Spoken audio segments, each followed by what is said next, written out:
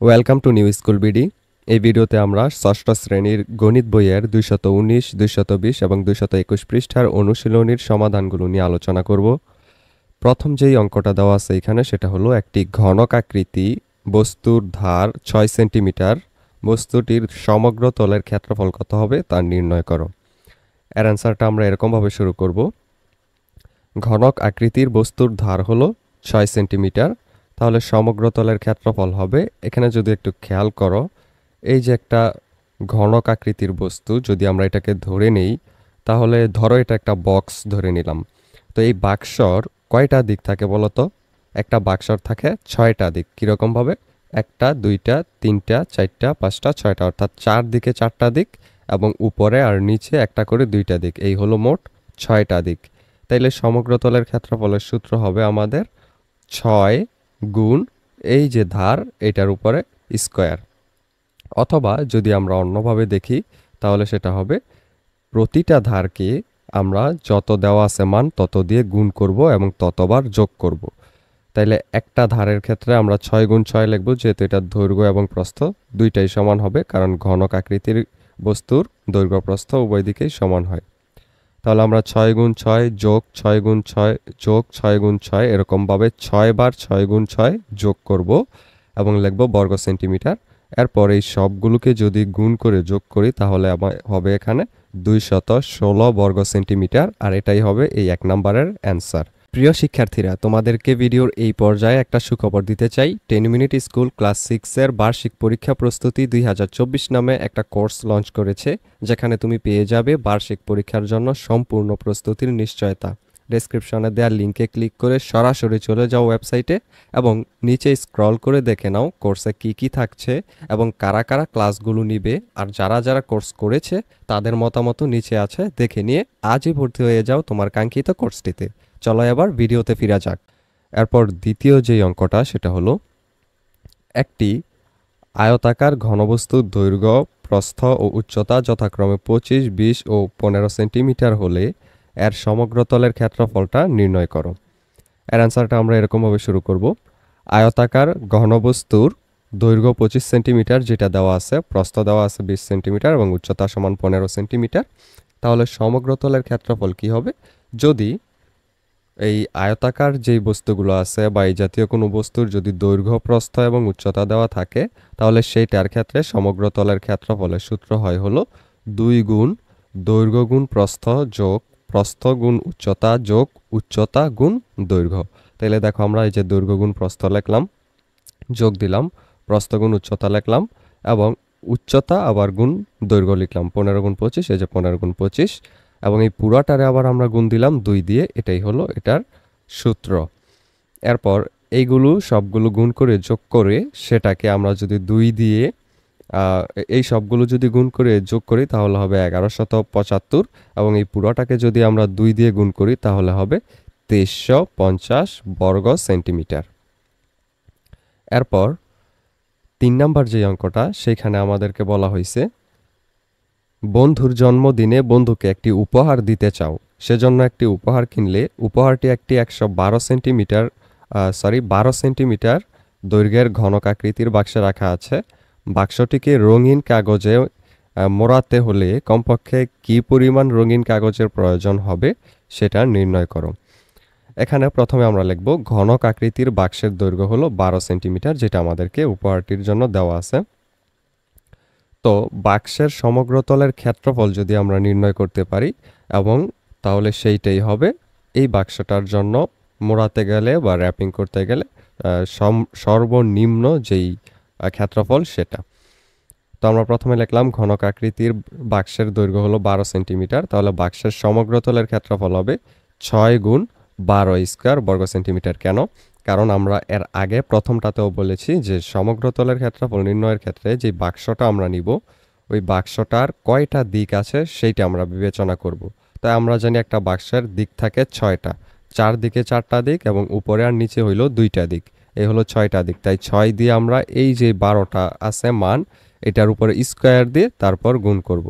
তাহলে 6 গুণ 12 স্কয়ারে হবে 864 বর্গ সেন্টিমিটার। সুতরাং কমপক্ষে 864 বর্গ সেন্টিমিটার রঙিন কাগজ লাগবে। এরপরে 4 নাম্বার কোয়েশ্চেনটা হলো নিচের ছবির গিফট বাক্সটির দৈর্ঘ্য 24 সেন্টিমিটার, প্রস্থ 12 সেন্টিমিটার এবং উচ্চতা হলো 8 সেন্টিমিটার। বাক্সটিকে রঙিন বা সাদা কাগজ দিয়ে মোড়াতে কমপক্ষে কী পরিমাণ কাগজ লাগবে?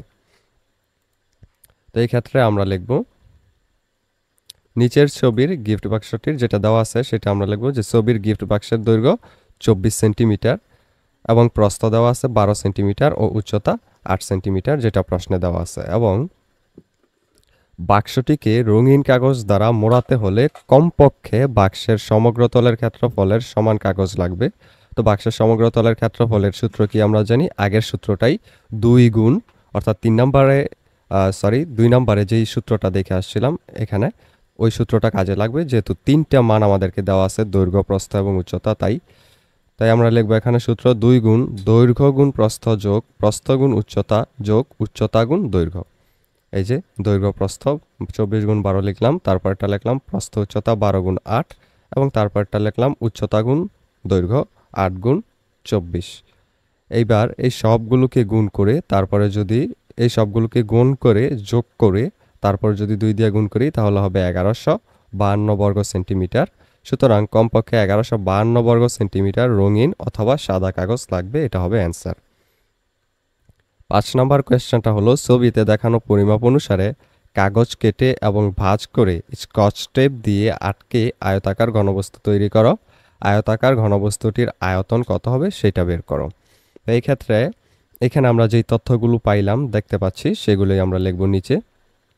যেখানে ঘনবস্তুর যেই দৈর্ঘ্যটা সেটা হলো 7 সেন্টিমিটার, প্রস্থ 5 সেন্টিমিটার ও উচ্চতা হলো 2 সেন্টিমিটার। এই যে আমরা এখানে বাক্সটা খোলা আকারে দেওয়া আছে, মানে মাঝখান দিয়ে খুলে তারপরে দেওয়া আছে। সেটাকে যদি আমরা পুরা করি তাহলে এই বাক্সটা হবে এরকম। এই দৈর্ঘ্যটা হবে 7, প্রস্থ হবে 5 এবং এই যে উচ্চতাটা এই বরাবর সেটা হবে 2 সেন্টিমিটার। তো আমরা জানি আয়তাকার ঘনবস্তুর আয়তনের সূত্র হলো দৈর্ঘ্য গুণ প্রস্থ গুণ উচ্চতা। তো আয়তন আমরা এখানে নির্ণয় করে ফেলবো, দৈর্ঘ্য, প্রস্থ এবং উচ্চতা এই তিনটাকে গুণ করে, তাহলে হবে 70 ঘন সেন্টিমিটার। খেয়াল রাখবা, যদি আয়তন কখনো বের করতে বলে তাহলে আয়তনটা হয় ঘন দিয়ে, অর্থাৎ ঘন সেন্টিমিটার বা ঘন মিটার এরকম হবে। আর যদি ক্ষেত্রফল বলে, যেরকম এগুলোতে বলা হয়েছে এর উপরেরগুলোতে, সেগুলোতে আমরা লিখব বর্গ সেন্টিমিটার অথবা বর্গ মিটার। এরপর যে 6 নাম্বার কোয়েশ্চেনটা আছে, 6 নাম্বার কোয়েশ্চেনে আমাদেরকে বলা হয়েছে নিচের চিত্রটি একটি আয়তাকার বাক্সের খোলা অবস্থার ছবি। ছবিতে দেখানো পরিমাপগুলো সেন্টিমিটার এককে প্রদত্ত। এবার তোমার বলছে এ, এক্স এবং ওয়াই এর মান কত নির্ণয় করো। এই যে এ, তারপর ওয়াই, এই এক্স এগুলোর মানগুলো নির্ণয় করতে বলছে এবং বাক্সটার আয়তন নির্ণয় করতে বলছে। তো এই ক্ষেত্রে আমরা কয়ের অ্যান্সারটার ক্ষেত্রে যদি দেখি, সেটার মধ্যে আমরা লিখব চিত্র হতে আয়তাকার বাক্সটির দৈর্ঘ্য, প্রস্থ ও উচ্চতা মিলিয়ে পাই এ সমান 4 সেন্টিমিটার এবং এক্স সমান 4 সেন্টিমিটার আর ওয়াই সমান হলো 6 সেন্টিমিটার। একটু যদি খেয়াল করো যে চিত্রটা আমাদেরকে দেওয়া ছিল সেখানে, তাহলে দেখতে পাইবা যে এই যে এ দেওয়া আছে সেটা হলো এই জায়গায়। তো এই জায়গার মানটা দেওয়া আছে এখানে 4 সেন্টিমিটার। আবার দেখো এক্স হলো এই জায়গায়। এখন এইটা যেই উচ্চতাটা বাক্সের, এইটাও সেই একই উচ্চতা বাক্সের। তাই এই এক্স এবং এর মান দুইটাই হবে সমান, অর্থাৎ 4 সেন্টিমিটার। আর ওয়াই দেখো এইটা, তো এইখানে এইটার মান দেওয়া আছে 6, এইটা যতটুকু এইটাও ততটুকুই, যেহেতু একটা বাক্সেরই অংশ এটা, তাই ওয়াই এর মান হবে 6। সেটাই আমরা লিখলাম এ এবং এক্স হলো 4 সেন্টিমিটার, ওয়াই হলো 6 সেন্টিমিটার। খ নাম্বারে আমরা যেটা বলছে আমাদেরকে বের করতে যে আয়তন নির্ণয় করো, এক্ষেত্রে আমরা লিখব চিত্রের বাক্সটিকে খোলা অবস্থা থেকে স্কচ টেপ দিয়ে জোড়া দিয়ে উপরের চিত্রের ন্যায় আয়তাকার ঘনবস্তুটি পাওয়া যায়। অর্থাৎ এরকমভাবে আমরা ওই বাক্সটিকে বানাতে পারবো যদি জোড়া লাগাই স্কচ টেপ দিয়ে বা স্কচ টেপ দিয়ে। দৈর্ঘ্য এখানে 10 সেন্টিমিটার, এই যে এটা যেটা আমাদেরকে দেওয়া আছে, এই যে এখানে এটা হলো দৈর্ঘ্য 10 সেন্টিমিটার এবং প্রস্থ 6 সেন্টিমিটার আর উচ্চতা হলো এই যে এটা 4 সেন্টিমিটার। সেটাই আমরা এখানে লিখব, দৈর্ঘ্য 10, প্রস্থ 6, এই যে 6 আর উচ্চতা হলো 4 সেন্টিমিটার। তাহলে আয়তাকার বাক্সটির আয়তনটা কত হবে? আমরা সূত্রটা একটু আগেই দেখে আসছি, দৈর্ঘ্য গুণ প্রস্থ গুণ উচ্চতা। তাহলে দৈর্ঘ্য গুণ প্রস্থ গুণ উচ্চতাকে আমরা গুণ করে দিই। 10 গুণ 6 গুণ 4 হবে 240 ঘন সেন্টিমিটার। এরপর 7 নাম্বার যে অঙ্কটা সেটা হলো ছবিতে দেখানো আকৃতিগুলোর প্রত্যেকটি তৈরি করতে কতগুলো ছোট ঘনক আকৃতির টুকরা প্রয়োজন। এইখানে যদি আমরা দেখি 7 নাম্বারটায় এখানে একটা রুবিক্স কিউব দেওয়া আছে। তো এই রুবিক্স কিউবের মধ্যে যদি একটু খেয়াল করো তাহলে দেখতে পাবে যে এই বরাবর 3টা, আবার নিচ থেকে উপরে উচ্চতা বরাবরও 3টা, আবার এই দিকে প্রস্থ বরাবরও 3টা করে দেওয়া আছে। তো এই ক্ষেত্রে আমরা অ্যান্সারে লিখব ছবিতে দেখানো আকৃতিটি রুবিক্স কিউবের অনুরূপ। বস্তুটির দৈর্ঘ্য বরাবর 3টি ছোট ঘনক আকৃতির টুকরা আছে, বস্তুটির প্রস্থ বরাবরও 3টি ছোট আকৃতির টুকরা আছে, আবার বস্তুটির উচ্চতা বরাবরও 3টি ছোট আকৃতির টুকরা আছে। তাইলে গণনা করে পাই বস্তুটি তৈরি করতে আমরা জানি আয়তন সমপরিমাণ লাগবে। তো আয়তনের সূত্র হলো দৈর্ঘ্য গুণ প্রস্থ গুণ উচ্চতা। তো আমরা দৈর্ঘ্য প্রস্থ আর উচ্চতা তিনটাই যেহেতু 3, তাই 3 গুণ করলাম তাহলে হবে 27টি, অর্থাৎ ছোট ঘনক আকৃতির টুকরা প্রয়োজন হবে 27টি। এরপর 8 নাম্বার কোয়েশ্চেনটা ছিল একটা ট্রাকে 12 বাই 6 বাই 8 ফুট জায়গায় কার্টন ভরে পরিবহন করা যায়। প্রতিটি কার্টনের আকার যদি 2 বাই 1 ফুট হয় তাহলে মোট কয়টি কার্টন পরিবহন করা সম্ভব হবে সেইটা বের করো। এক্ষেত্রে প্রথমে আমরা লিখব ট্রাকের কার্টন পরিবহনের স্থানের দৈর্ঘ্যটা হলো 12 ফুট, প্রস্থ হলো 6 ফুট এবং উচ্চতা 8 ফুট যেটা দেওয়া আছে। এরপর কার্টন পরিবহনের স্থানের আয়তন হলো, তাহলে এখানে আমরা এই দৈর্ঘ্য প্রস্থ আর উচ্চতা থেকে আয়তনটা বের করে ফেলবো। তাহলে হবে 12 6 8 গুণ অর্থাৎ 576 ঘন ফুট। খেয়াল রাখো আয়তন বললেই আমরা ঘন ফুট লিখব, ফুট থাকলে ফুট অথবা মিটার থাকলে ঘন মিটার। তো এখানে ঘনটা হলো মূল। এখানে ঘন হওয়ার কারণ কি জানো? ঘন হওয়ার কারণ হলো এই যে এখানে 1টা ফুট, এখানে 2টা ফুট, একটা 2টা যদি গুণ করি তাহলে হয় বর্গ, অর্থাৎ 2টা স্কয়ার হয়ে যায়। এই কারণে এটাকে বর্গ বলা হয়। আর যখন 3টা হয়ে যায় তখন সেটাকে বলা হয় কিউব। কিউব মানে হলো ঘন, এই কারণে এটা আমরা ঘন ফুট লিখি বাংলায়, আর ইংলিশে লিখি স্কয়ার ফুট। এখানে কার্টনের দৈর্ঘ্যটা আবার যেটা দেওয়া আছে সেটা হলো 2 ফুট, প্রস্থ আছে আবার 2 ফুট এবং উচ্চতাও আছে 1 ফুট। এবার কার্টনের আয়তন কত? দৈর্ঘ্য গুণ প্রস্থ গুণ উচ্চতা, তাহলে 2 গুণ 2 গুণ 1, তাইলে হবে 2 2 4, 4 1 4, তাহলে 4 ঘন ফুট হলো কার্টনের আয়তন। ওই স্থানে মোট কার্টন পরিবহন করা সম্ভব হবে কত? এখন যদি আমরা যেই জায়গা আছে ওই জায়গাটাকে আমরা কার্টনের আয়তন দিয়ে ভাগ করি তাহলেই আমরা পেয়ে যাব কতটি কার্টন ওইখানে ধরবে। তো 576 ভাগ 4 হবে, তাহলে হবে 144টি কার্টন। 9 নম্বর যে কোয়েশ্চেনটা সেখানে বলা হয়েছে নিচের চিত্রের কাগজটির মতো 200টি কাগজ একটির উপর আরেকটি রেখে একটি কাগজের স্তূপ তৈরি করা হলো। এবার প্রশ্নটা হলো কাগজের স্তূপটির আয়তন কত হবে আর কাগজটি আর একটি কাগজের পুরুত্ব কত হবে। তাহলে প্রথম প্রশ্নটা আমরা এইভাবে সলভ করব। লিখব যে কাগজের স্তূপটির দৈর্ঘ্য হলো এই যে 7 সেন্টিমিটার, প্রস্থ হলো 4 সেন্টিমিটার এবং উচ্চতা হলো 3 সেন্টিমিটার, যেটা আমাদের এখানে দেওয়া আছে। এই যে এটা প্রস্থ, এটা দৈর্ঘ্য, আর এই যে উচ্চতা দেওয়া আছে 3 সেন্টিমিটার। এখন কাগজের স্তূপের আয়তন কত হবে? তাহলে দৈর্ঘ্য গুণ প্রস্থ গুণ উচ্চতা হবে। তাহলে দৈর্ঘ্য প্রস্থ আর উচ্চতা লিখলাম, 3টা গুণ করলে হবে 84 ঘন সেন্টিমিটার। এরপর খ নাম্বার কোয়েশ্চেনে আমরা লিখব 200টি কাগজের উচ্চতা বাই পুরুত্ব 3 সেন্টিমিটার। তাইলে একটি কাগজের পুরুত্ব কত হবে? যেহেতু এখানে 200টা যে কাগজ এটার পুরুত্ব হলো এখানে 3 সেন্টিমিটার। পুরুত্ব মানে হলো কতটুকু দল হয়েছে সবগুলো নেওয়ার পরে, তো এখানে 3 সেন্টিমিটার পর্যন্ত দল হয়েছে। তো এখন 200টা কাগজে হয় 3 সেন্টিমিটার, তাহলে একটা কাগজে কত হবে? আমরা যদি এখন 3কে 200 দিয়ে ভাগ করি তাহলেই আমরা একটি কাগজের পুরুত্ব পেয়ে যাব, অর্থাৎ 0.015 সেন্টিমিটার।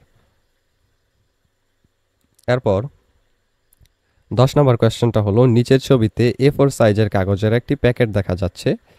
এবার বলছে প্যাকেটে কি কি লেখা আছে দেখো এবং সেই অনুসারে নিচের সারণীটি পূরণ করো, প্রয়োজনে শিক্ষকের সহায়তা নাও।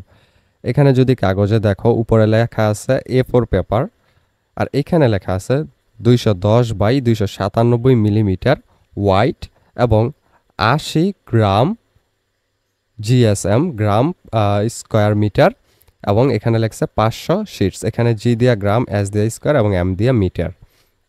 তো এখানে বলছে আমাদের এই ঘরটা পূরণ করতে যে একটি কাগজের দৈর্ঘ্য কত, প্রস্থ কত, রং কি, কাগজের প্রতি বর্গ মিটারে ওজন কত গ্রাম, প্রতি প্যাকেটে কাগজ সংখ্যা কতটি।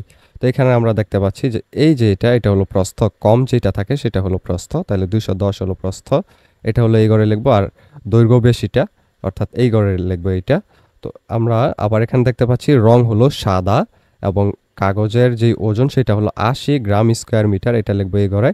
এবং এখানে বলা হয়েছে প্রতি প্যাকেটে কাগজ সংখ্যা কত, 500 শিট, এটা লিখবো এই ঘরে। তাহলে আমাদের অ্যান্সারটা হবে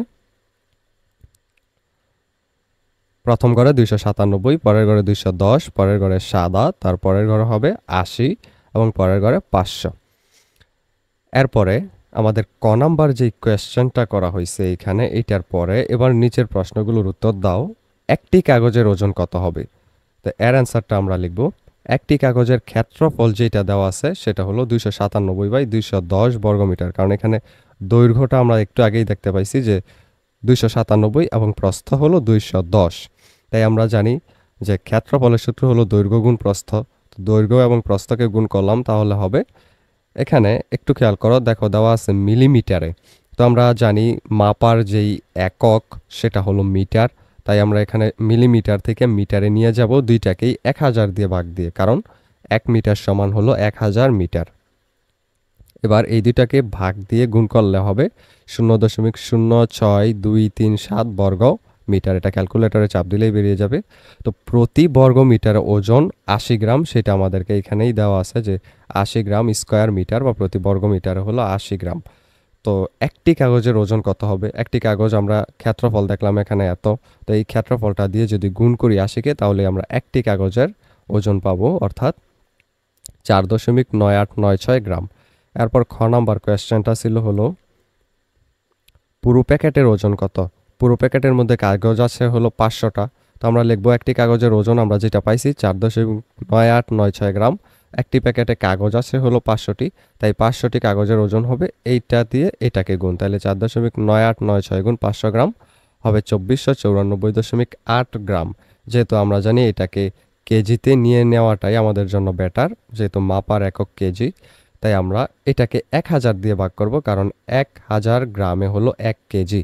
তাই এটাকে ভাগ দিলে হবে 2.4948 কিলোগ্রাম। কিলোগ্রাম মানে হলো কেজি।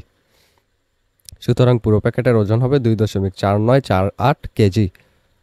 এরপর গ নাম্বার কোয়েশ্চেনটা ছিল প্যাকেটটি কতটুকু উঁচু তা পরিমাপ করে তুমি কি একটি কাগজের পুরুত্ব নির্ণয় করতে পারবে? তো এবার আমরা লিখব যে হ্যাঁ, প্যাকেটটি কতটুকু উঁচু তা পরিমাপ করে আমি একটি কাগজের পুরুত্ব নির্ণয় করতে পারবো। প্যাকেটের বাইরের মোড়কটিকে নগণ্য পুরুত্বের বিবেচনা করি। এখন মোট উচ্চতাকে কাগজের সংখ্যা দ্বারা ভাগ করলেই, অর্থাৎ কাগজের সংখ্যা দ্বারা যে মোট উচ্চতাটা থাকবে ওই যে প্যাকেটটা সেটার, ওইটাকে যদি আমরা ভাগ করি তাইলেই কাগজের পুরুত্ব নির্ণয় করতে পারবো। সুতরাং একটি কাগজের পুরুত্ব হবে মোট উচ্চতা ভাগ হলো কাগজের সংখ্যা। প্রিয় শিক্ষার্থীরা, তোমাদেরকে ভিডিওর এই পর্যায়ে একটা সুখবর দিতে চাই। 10 মিনিট স্কুল ক্লাস 6 এর বার্ষিক পরীক্ষা প্রস্তুতি 2024 নামে একটা কোর্স লঞ্চ করেছে, যেখানে তুমি পেয়ে যাবে বার্ষিক পরীক্ষার জন্য সম্পূর্ণ প্রস্তুতির নিশ্চয়তা। ডেসক্রিপশনে দেওয়া লিঙ্কে ক্লিক করে সরাসরি চলে যাও ওয়েবসাইটে এবং নিচে স্ক্রল করে দেখে নাও কোর্সে কি কি থাকছে এবং কারা কারা ক্লাসগুলো নিবে, আর যারা যারা কোর্স করেছে তাদের মতামত নিচে আছে, দেখে নিয়ে আজই ভর্তি হয়ে যাও তোমার কাঙ্ক্ষিত কোর্সটিতে।